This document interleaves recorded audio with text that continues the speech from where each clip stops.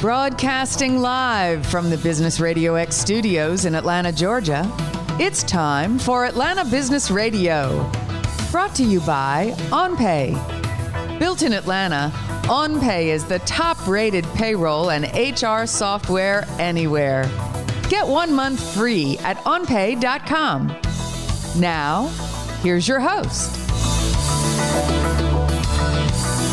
Lee Cantor here, another episode of Atlanta Business Radio, and this is going to be a fun one. But before we get started, it's important to recognize our sponsor, OnPay. Without them, we could not be sharing these stories.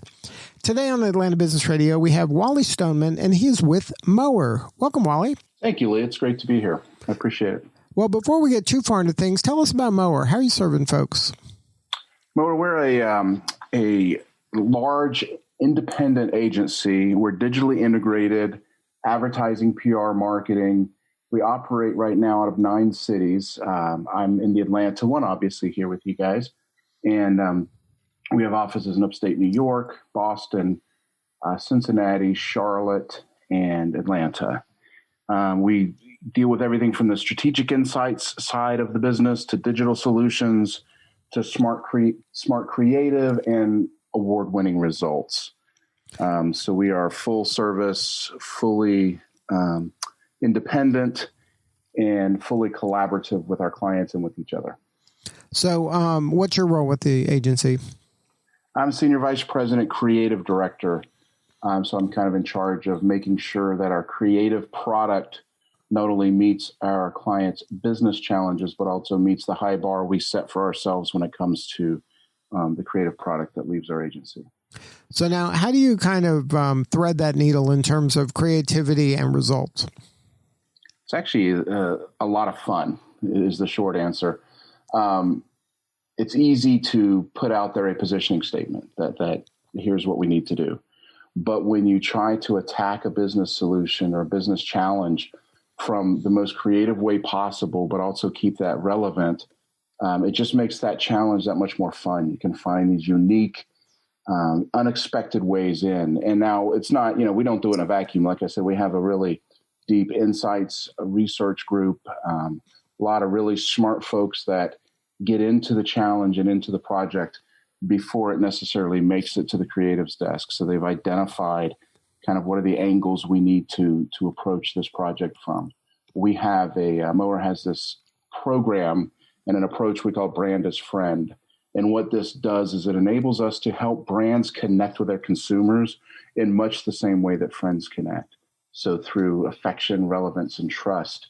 And this is not just, something we say or something we do. It's an academically proven and tested method of really aligning the key tenets of friendship and helping brands find out what their true authentic range is. And we can take that, we bake it into the creative so that when we're talking to an audience creatively, we're talking in terms that they want to hear from a very authentic standpoint. So now I understand how you would measure kind of the results part of this. That seems like math and money and things like that. How do you measure the creative part of this? Well, as a creative, and our entire team does this, is we keep up with what's happening in the trades, what's happening in the industry, and you want to come at it from something that's unexpected. You don't want to do something that's everybody else is doing, so everybody's seen it, you've done it. You want to really catch someone's attention in an unexpected way, but like I said, it's got to be relevant. So we judge it based on: is it surprising? Is it something that stops me in my shoes? Does it make me take a little bit of a leap? I'm one of those who believes you don't. When it comes to creative ideas, you don't want to build 100% of the bridge. You want to make someone reach out and get it, because when they have that aha moment, that bit of emotion really connects them closer to the idea. So you want to have a little bit of intrigue, something that surprises. Humor is always great. Humor plays well, especially in the B2B world. So does it move me as I'm looking at and judging the creative? Does it move me? Does it connect with me? And does it move the message along towards the path of ultimately purchase? That's what we are. We like to create art, but that art has to work. Now, when you're working with clients and you're trying to kind of live into that philosophy. Sometimes when you are trying to be creative and do things that aren't obvious and that surprise people, sometimes you miss. I mean, that's just, you can't hit 100 out of 100. How do you kind of manage the expectations with your clients regarding, in order to really pull this off, we have to take a little bit of risk over here, but they don't want to, kind of waste money and not get the results that they desire? Right. And that's a great question, Lee. The best work, I will say, throughout my career, but as an agency, the best work we've done happens to be work for the best clients. So it is a shared partnership, and it's not just us taking a risk. We're asking clients to take a risk too when we do that. And we'll never suggest a risk or recommend a risk that doesn't make sense it doesn't make business sense for that client. So yes, sometimes we ask them to take risk, but we've built a relationship at that point to where they trust us enough to know we have their best business interest at heart. We're not just doing this for statues to put on our shelves, but we're doing it to really move their sales needle. And when we do our job correctly, and when we do it the way we know we can with all the pieces we have in place, then you do both. You win the award, you get the statues for your shelves, but that's kind of the icing on the cake of increased sales and better reputation for the business and whatever it is that goal is you're trying to achieve. So it's a shared risk, it's a shared reward, and it comes from just having a deep collaborative relationship. And we do have those deep relationships with our clients. Well, speaking of awards, recently the B2 Gold for trade event marketing for an event in Germany. Can you talk about that?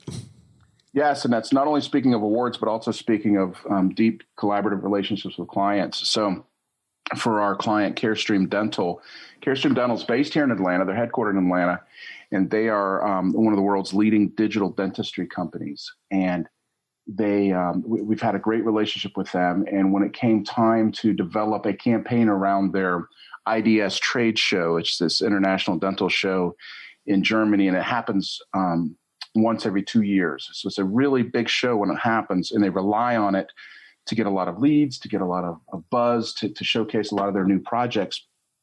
And they came to us to help develop a campaign around this. And we created, in lockstep with the client, this campaign that's called The Story Behind the Smile.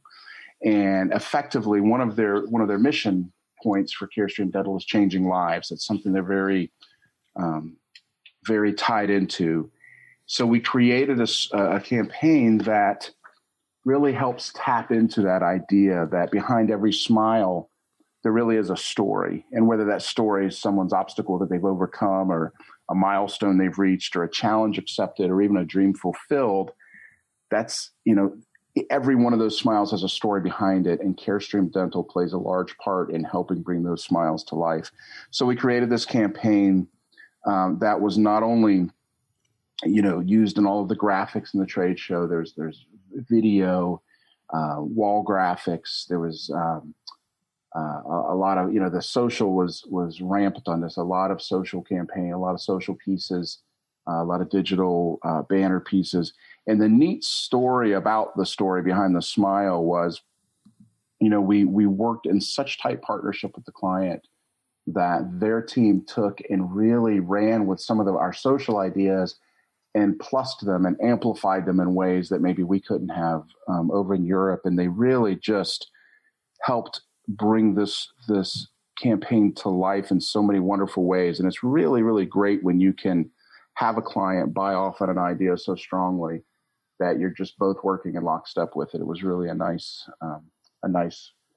experience and a rewarding outcome. And then at the end of the day, they got the results they desired?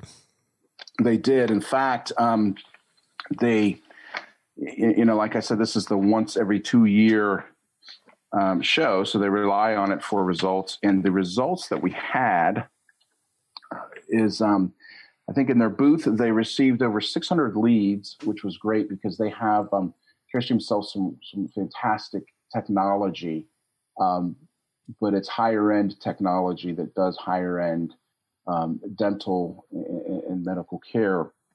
And they had over 600 leads from 3 regions the regions they pretty much hit are EMEA, the Americas, and APAC. They generated 400 email opt-ins, 50,000 video views on their Facebook, Twitter, and YouTube channels. And this was another thing where they took one of our ideas, and then they had a team in Europe that actually created a video that told the story behind the smile story in a really engaging way that got a lot of views. We had over 106 social media, organic and paid posts. I think at the end of the day, there was something like 1.3 million impressions with like almost 600,000 reach from all of their social channels. So it was really, they were wanting to bump numbers. They wanted to raise their Instagram profile and raise their Instagram followers was one of their goals. And they were able to increase that by a little over 11% during the promotion. And while we set out to create this campaign to really drive interest for this show, so it was really kind of a targeted, let's get people to this show, but it worked so well that it was a campaign that lived beyond the show and that they were still using. Now for Mower, is there a niche that you serve, or are you kind of industry agnostic? Yes and no. I mean, we have specialties. We have specialties in healthcare and energy and finance. We have a few specialties where we focus on, and mainly it's because we've got experience with clients within those industries with how to take the healthcare industry, for instance, with some of the challenges they're facing, and how do we market around some of those challenges, and how do we help them think around those challenges? How does our PR group help them during crisis? We have a lot of these tools in our toolbox. So we do have some very focused specialties, but we also are in a unique situation where, as an independent agency and having these 9 offices that really, I could truly say, because I work in Atlanta, but I work with people in every other office, is we truly do act like one office with really long hallways, even longer now that we have so many people working from home. But we can really pull in the person that our client needs for that job. They don't have to have a team of 50 necessarily, but they might need an insight specialist for this over here, and a digital strategy specialist for this, paid search specialist over here, a developer for this, and we can pull in the pieces from the toolbox that we need to put together the right solution. So it makes it efficient, it makes it agile, and it gives us the chance to work not only broadly across a lot of different categories, but also form those deep specialties within some of the specifics I spoke of. Now, how has let's talk about the pandemic in a couple different ways. One is your team. How has kind of working remote impacted that transition for a lot of folks, or were you already doing remote, having a remote workforce? Yeah, we were I guess you could say we had a slight bit of an advantage, only in the fact that as one company with 9 different offices, we were already used to working remotely with other offices, even if we were all sitting in our office in Atlanta, but I may be working with someone from Charlotte or someone from our Buffalo office or however that works. So we were used to a level of remoteness. I think and I would also say I have to give kudos to a group that usually doesn't get kudos, but our IT department has been incredible as far as keeping us all well connected and keeping us with the technology we need to stay connected. So when we made the transition to working from home during this pandemic, we were already, we had the technology in place. I don't know that anybody had the mental status in place. The whole world's kind of like, oh crap, I got to do what? My family's going to get tired of me quickly. But we, so we had the technology in place, and then it was just a matter of really keeping our spirits up, our attitudes up, and being in as close contact as we can with our team frequently so that we can keep up with how everyone's doing. So it's actually been very smooth for us. We're on a lot of Zoom calls, a lot of Skype calls, a lot of team calls. However, our clients use different technologies. And also in Atlanta, we were also more used to it because we do have clients that aren't necessarily in Atlanta. We've got a lot of Atlanta-based clients, but we also have clients based in other places. So we're just kind of used to that, working wherever you need to work. Now, because you have clients elsewhere, you have any advice for those companies that are maybe having to pivot to more kind of communications via Zoom or via phone or however more online communication rather than in-person, face-to-face communication. Any tips on how to do that in an elegant, like non-intrusive manner? Yeah, this will be a shameless plug, but I would suggest we have a lot of great thought pieces and insight reports and articles on Mower.com on our website that were produced by people a lot smarter than I am on this subject. We have a great PR team, a great content team that's put out an awful lot of content on how this has affected the country, how this has affected people, everything from tips to online meetings to what are some of the trends with how people are sending their kids back to school, for instance. So there's a lot of that information there. I would say personally to my clients, and a lot of my clients are in the same boat. They are with international companies, so they're also used to working with teams that aren't necessarily in the same physical location. So it hasn't been as big of a business hiccup from a technology standpoint and a communication standpoint as I would have thought. Like I said earlier, I think the biggest hiccup, and this is not just advertising, this is not just Mower, I think this is across the board for everybody, has been getting used to the isolation. You know, there's one of my insights people and I were talking, and she was telling me that we are in the midst of a loneliness epidemic that was actually started prior to the pandemic. And so then you take a loneliness epidemic and then you add in this pandemic where we're isolated. So I think the emotional toll is stronger on people. And we keep that in mind. You know, we try to always make sure, we check in with our team, we find out how they're doing. Same thing, we check in with our clients. Like I said, our clients are friends and our clients are relationships with us. So we're concerned with how they're doing on a personal standpoint as well as a business one. Now, are you seeing any trends that maybe when we come out of this pandemic, any of the pivots that had to be made during it and to deal with it that might kind of be sticking around after it?